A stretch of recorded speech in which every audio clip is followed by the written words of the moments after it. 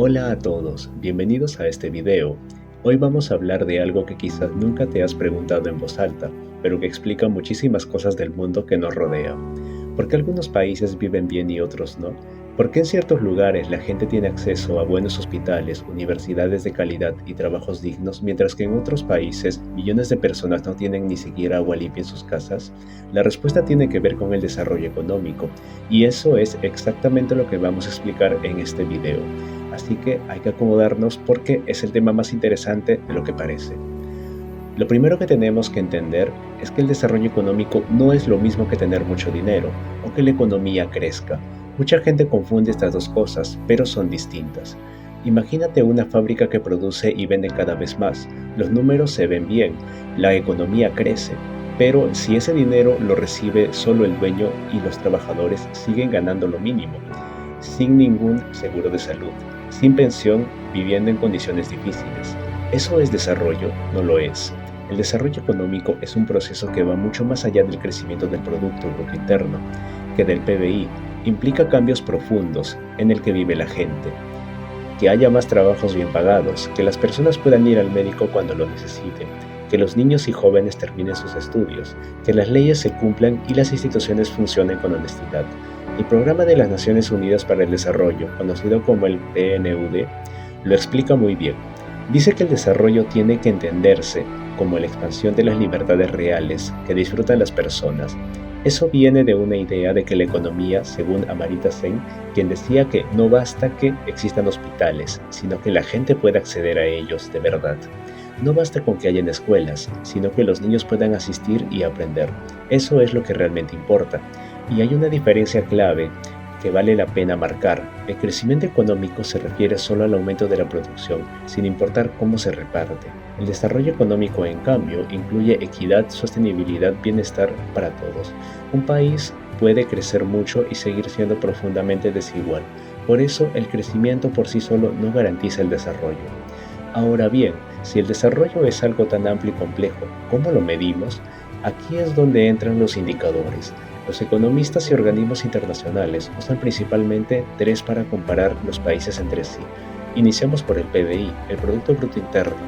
El primero es el PBI, es el indicador, la suma de los valores y servicios finales que se producen en una economía en un año. Es como contar todo lo que se fabrica, todo lo que se vende, todos los servicios que se dan en un país durante 12 meses. Es muy útil para saber qué tan grande es una economía y a qué ritmo está creciendo. Pero tiene un problema serio. No te dice nada sobre cómo se reparte dicho dinero. Un país puede tener un PBI enorme y al mismo tiempo tener millones de personas viviendo en pobreza. Por eso el PBI no solo es suficiente. El IDH, el Índice de Desarrollo Humano. Por eso el PNUD creó en 1990 el Índice de Desarrollo Humano, o el IDH. Este indicador es mucho más completo porque ayuda en tres dimensiones fundamentales. Primero, en la esperanza de vida al nacer, que mide tanto el promedio de vida de la gente de este país. El segundo es el nivel de educación, medido por la tasa de alfabetización y la cantidad de personas que van a la escuela. Y el tercero es el ingreso per cápita, ajustado por el poder adquisitivo, que básicamente pregunta cuánto puede comprar una persona con lo que gana. Cuando se combinan estos tres elementos, tienes una imagen mucho más real del bienestar de un país. Los países con IDH muy alto son, por ejemplo, Noruega, Islandia, Australia y Alemania. Perú, para que tenga una referencia, tiene un IDH de 0.762, lo que ubica en la categoría alto, pero en el puesto 92 de 193 países. Los indicadores de pobreza. El tercer indicador son los índices de pobreza. Estos permiten saber qué porción de la población no logra satisfacer sus necesidades básicas. El Banco Mundial usa como referencia el umbral de $2.15 al día. Quien vive con menos de eso es considerado pobreza extrema. Puede sonar como poco dinero, pero hay aproximadamente 700 millones de personas en esta situación en el mundo hoy. La mayoría está en África subsahariana y en partes de Asia. Juntos, el PBI y el IDH son los indicadores de pobreza que dan una imagen mucho más completa y honesta del estado del país. En la siguiente parte veremos cómo se dividen los países del mundo y qué problema enfrentan los más vulnerables. Bien, ya sabemos qué es el desarrollo económico y cómo se mide. Ahora vamos a ver algo que va a sorprender a más de uno. Cómo está dividido el mundo y qué tan enorme es la diferencia entre los países que lograron desarrollarse y los que todavía están en camino. Según el Fondo Monetario Internacional, los países desarrollados representan el 57% de todo el PBI mundial. Eso es más de la mitad de la riqueza del planeta. Y sin embargo, esos países albergan solo el 15% de la población global. Ven la desproporción. Una minoría del mundo concentra la mayor parte de los recursos. Eso es lo que se llama una asimetría estructural. ¿Y qué tienen los países desarrollados que los hace tan competitivos? En 4 características clave. La primera de ellas es innovación dinámica. Países como Estados Unidos, Japón y Alemania destinan entre el 2% y el 3.5% de su PBI a investigación y desarrollo. Eso significa que constantemente están creando tecnología nueva, mejorando sus procesos y generando más valor. Instituciones inclusivas. Tienen sistemas legales independientes, distribución estable del poder político y marcos jurídicos que protegen tanto a los ciudadanos como a las empresas. Como señalan los economistas Acemoglu y Robinson, las instituciones son clave para entender por qué unos países prosperan y otros no. Capital humano elevado. La cobertura educativa es universal, desde la primaria hasta la universidad. Seguro de desempleo, pensiones, salud universal. Cuando una persona pierde su trabajo, el Estado la sostiene mientras consigue otro. Exportación tecnológica. Exportan productos de alta complejidad, maquinaria, medicamentos, software, servicios financieros, productos con mucho valor agregado. Los países subdesarrollados, en cambio, representan el panorama opuesto, y el PPT lo describe en términos de brechas estructurales. La primera de ellas es la dependencia de commodities. Dependen de exportar materias primas cuyos precios suben y bajan según la demanda global. Generan poco valor interno y son muy vulnerables a las crisis externas. Alta informalidad laboral. Más del 80% del empleo en los países de bajos ingresos es informal. Eso significa que los trabajadores no tienen contrato, no tienen seguro, no tienen pensión y el Estado recauda menos impuestos, con lo que puede invertir menos en servicios públicos. Debilidad de gobernanza. Instituciones inestables, corrupción frecuente, escasa seguridad jurídica. Eso aleja a los inversionistas y frena el crecimiento. Y finalmente, los déficits de infraestructura. Falta de un acceso a agua potable, energía eléctrica confiable, internet y servicios de salud de calidad. Sin esas bases es muy difícil que la economía despegue. Ahora vamos a los problemas más concretos. Los países subdesarrollados enfrentan una serie de obstáculos que se conectan entre sí y que hacen muy difícil salir adelante. El PPT identifica 4 aspectos principales. El primero es la baja productividad laboral. Hay poca tecnología y poca capacitación, así que los trabajadores producen menos de lo que podrían. El segundo es la volatilidad macroeconómica. Estas economías son muy sensibles a las crisis externas. Cuando sube el dólar, caen los precios del petróleo o los minerales. Cuando hay una pandemia, el impacto es inmediato y severo. El tercero es la desigualdad económica.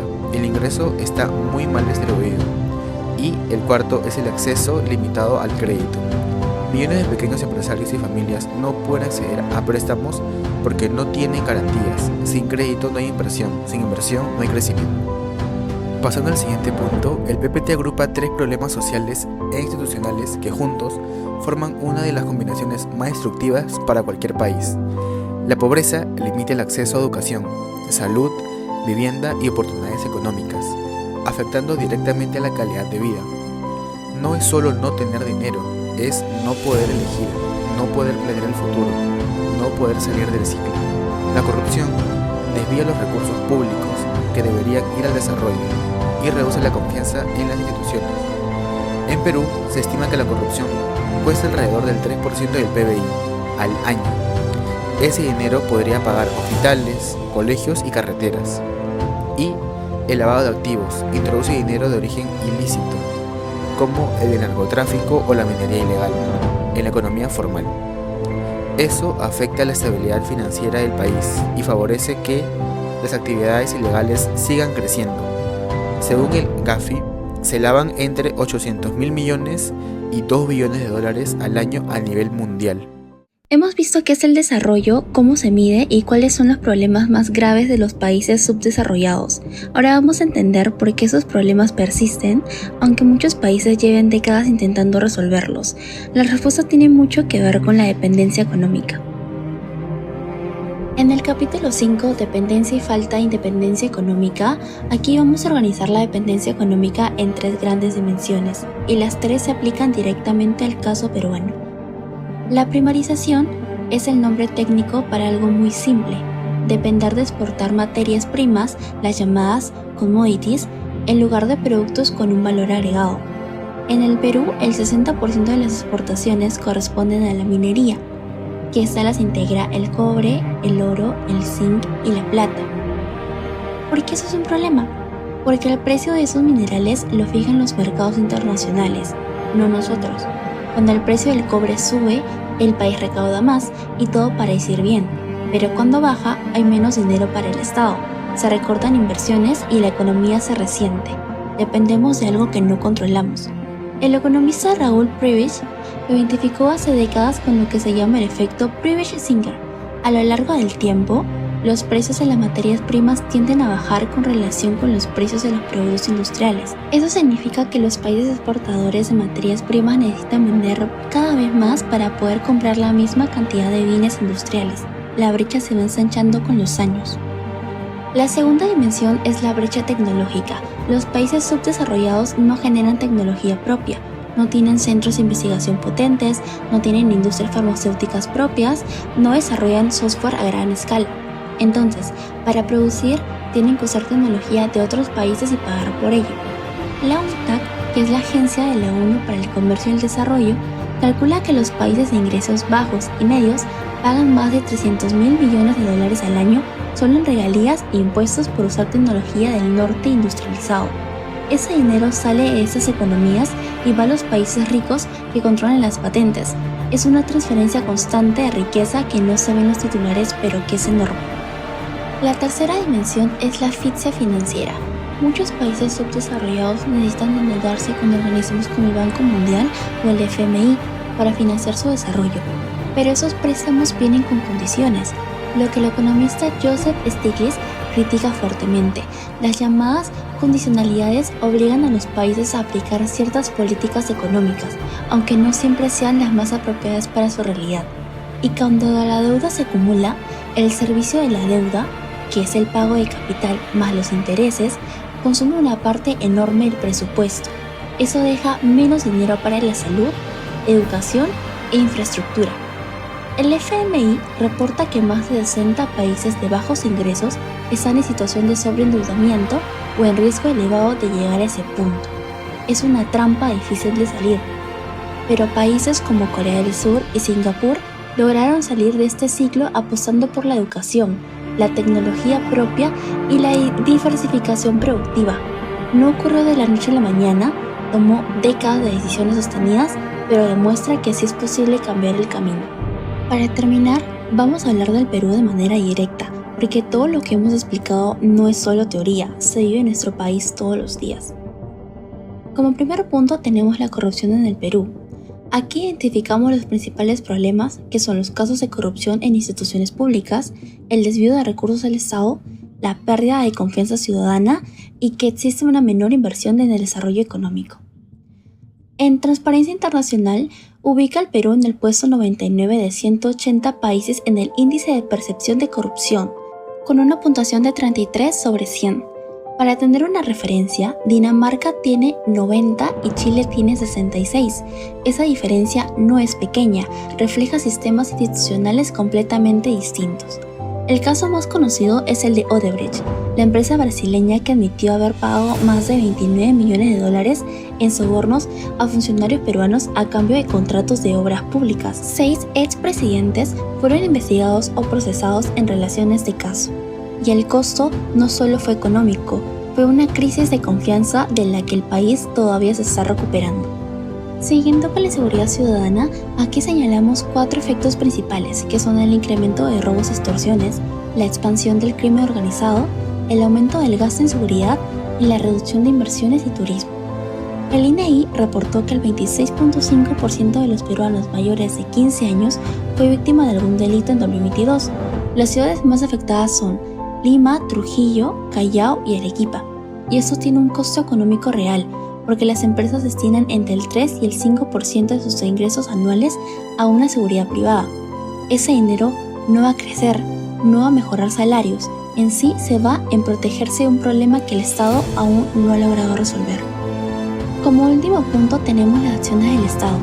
Aquí el Estado ha tomado medidas.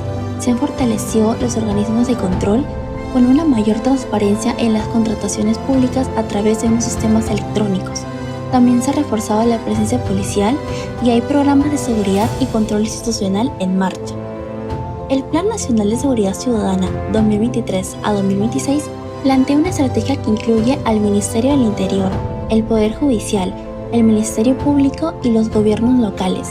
Y experiencias de otros países, como la transformación de Bogotá o Medellín, muestran que la combinación de inversión local, la reforma policial y programas de empleo para jóvenes puede generar resultados reales. No es imposible, pero requiere voluntad política y constancia.